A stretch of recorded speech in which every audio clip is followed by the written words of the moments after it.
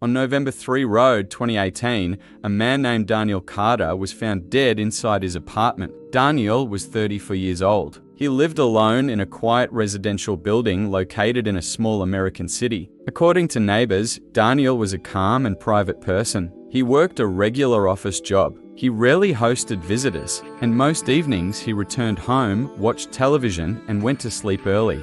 Nothing about his life suggested anything unusual, which is why what happened after his death became so disturbing. The discovery of Daniel's body happened late in the evening. A co-worker had contacted the building manager after Daniel failed to show up to work. But when repeated phone calls went unanswered, concern began to grow. Eventually, the manager used the master key to open Daniel's apartment door. Inside the apartment, the atmosphere felt strangely normal. The lights were off. The room was quiet. A half-finished glass of water sat on the coffee table. Daniel's phone rested on a small wooden table beside the couch. Nothing looked out of place, but Daniel was lying motionless on the floor near the kitchen entrance. Emergency services arrived quickly, but there was nothing they could do. Daniel had already been dead for several hours. Police examined the apartment carefully. They searched for signs of violence, broken locks, forced entry, missing belongings, but they found nothing. The apartment was completely intact.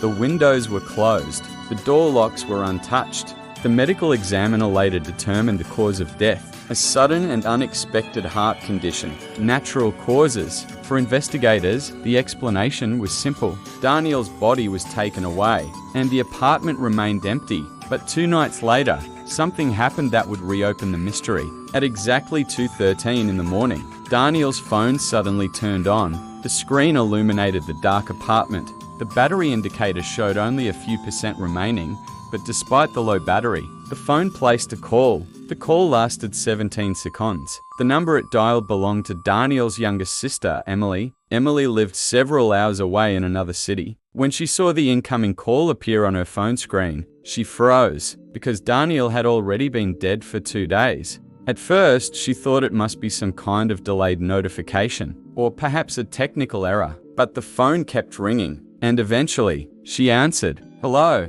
At first, there was nothing. No voice, no sound, only silence. Then slowly, a noise appeared on the line. Breathing, slow, heavy, very close to the microphone. Emily immediately felt uncomfortable. She tried speaking again. Daniel? The breathing continued. Calm, steady, almost as if someone was standing next to the phone, listening, but not speaking. The call lasted exactly 17 seconds. Then suddenly, the line disconnected. Emily tried calling back immediately, but the phone went straight to voicemail. She tried again and again, but every attempt failed. The next morning, she contacted the police. Officers initially believed it might be a system glitch. Phones occasionally create corrupted logs, but when investigators checked the official phone company records, they discovered something unexpected. The call had really happened. It wasn't a delayed signal. It wasn't a system error. Daniel's phone had actually dialed Emily's number, and the signal originated from the apartment. Investigators returned to the building. They unlocked the apartment and entered once again. The same quiet room, the same untouched furniture. When investigators unlocked the device and opened the call history, they noticed something even more disturbing. 3 minutes earlier, the phone had dialed another number, but this number was unfamiliar. It did not belong to anyone in Daniel's contacts. Investigators traced the number through the telecommunications database, but the results made the mystery even deeper. The number had been disconnected years earlier. According to the carrier, it had not been active since 2014. Yet somehow, Daniel's phone called it. If the number no longer existed, who answered that first call? Digital forensic specialists were brought in. They analyzed every system log recorded by the device, every button press, every screen activation. What they discovered surprised everyone. At the exact moment the calls were made, the phone screen had never been unlocked. There were no fingerprints, no passcode entries, no recorded touch input, which meant the phone had made those calls without anyone physically touching it. Investigators explored possible explanations. Perhaps a rare software malfunction, maybe an automated process, or possibly a remote hacking attempt, but none of those explanations matched. The phone had no remote software, and the Wi-Fi connection had been disabled before Daniel died. Then, forensic audio analysts examined the recording Emily had saved. They isolated the breathing sound. Using specialized software, they analyzed its rhythm.